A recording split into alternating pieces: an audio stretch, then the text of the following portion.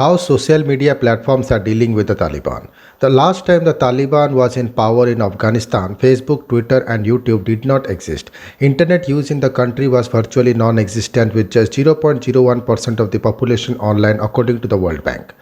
As the Taliban negotiates with senior politicians and government leaders following its lightning fast takeover of Afghanistan, US social media companies are reckoning with how to deal with a violent extremist group that is poised to rule a country of 40 million. Should the Taliban be allowed on social platform if they don't break any rules, such a ban on inciting violence, but instead use it to spread a narrative that they are newly reformed and are handing out soap and medication in the streets? If the Taliban runs Afghanistan, should they also run the country's official government accounts? And should tech companies in Silicon Valley decide what is and what isn't a legitimate government? They certainly don't want to, but as the situation unfolds, uncomfortable decisions lie ahead. Thus, the Taliban used social media. The Taliban quickly seized power in Afghanistan 2 weeks before the US was set to complete its troop withdrawal after a 2-decade war. The insurgents stormed across the country, capturing all major cities in a matter of days as Afghan security forces, trained and equipped by the US and its allies, melted away. The last time the Taliban was in power in Afghanistan, Facebook, Twitter, and YouTube did not exist. Neither did MySpace for that matter. Internet use in the country was virtually non-existent, with just 0.01% of the population online, according to the World Bank. In recent years, that number have vastly increased. The Taliban have also increased their online presence, producing slick videos and maintaining official social media accounts. Despite bans, they have found ways to evade restrictions on YouTube, Facebook, and WhatsApp. Last year, for instance, they used WhatsApp groups to share pictures on local health officials in white gowns and masks handing out protective masks and bars of soap to locals. On Twitter, Taliban spokesman Zabiullah Mujahid has been posting regular updates to more than 3 lakh followers, including international media.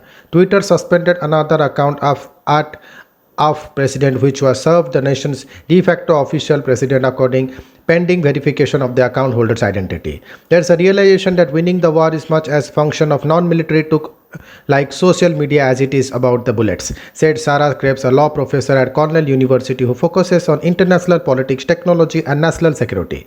Maybe these groups, even from just an instrumental perspective, have realized that beheading people is not a way to win the hearts and minds of the country. Wait, the Taliban were allowed on Twitter. Facebook and YouTube consider the Taliban a terrorist organization and prohibit it from operating accounts.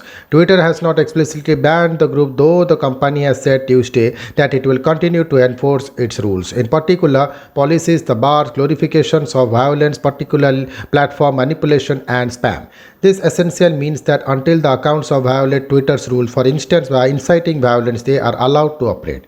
While the Taliban is not in the US list of foreign terrorist organization, the US has imposed sanctions on it. Facebook said Tuesday that the group is banned from the platform under its dangerous organization policies, which also bars praise, support, and representation of the group and accounts run on its behalf. The company emphasized in a statement that it has dedicated team of Afghanistan experts that are native speakers of Dari and Pashto, the Afghanistan official languages, to help provide local context and to alert the company of emerging issues.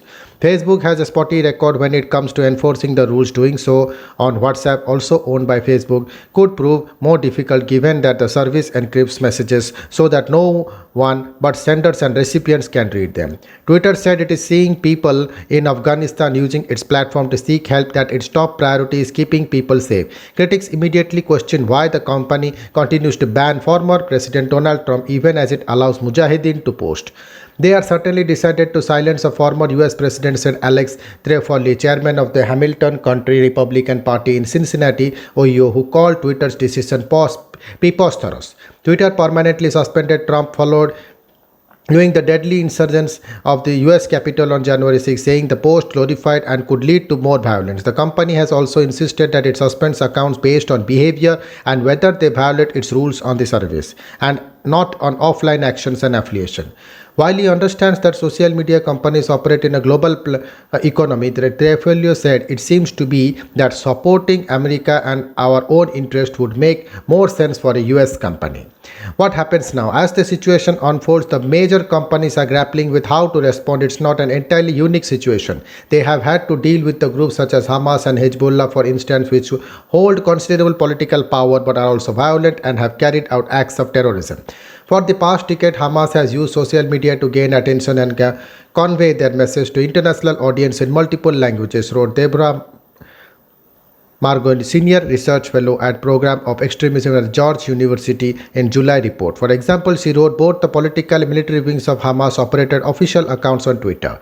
Despite attempts to use the English language account to make it a case of international community, Margolin said the group still used Twitter to call for violence. In 2019, Twitter closed the official accounts at Hamas Info and at Hamas Info in for violating its rules, saying there is no place on Twitter for illegal terrorist organizations and violent extremists. Facebook declined to say specifically if it would hand over Afghanistan's official government accounts to the Taliban if it is recognized as the country's government. The company pointed to an earlier statement saying does not make decisions about the recognized government in any particular country, but instead respects the authority of the international community in making these determinations. Twitter declined to answer questions beyond its statements. YouTube, meanwhile, provided a boilerplate statement saying it complies with all applicable sanctions and the trade compliance laws and bans the incitement of violence. All that effectively leaves the door open for the social media platforms to eventually hand over control of the official accounts, assuming the Taliban behave and US sanctions are lifted. That seemed like a reasonable approach because I think the social media platforms don't necessarily want to be adjudicating is which groups are legitimate themselves, said Cripps, who served the US Air Force and from 1999 to 2003 partly in Afghanistan. At the same time, she noted the companies, especially Facebook, have learned a great deal and paid a price for the way social media helped incite genocide behavior in Myanmar, and they are unlikely to want a repeat of those horrors. Thank you.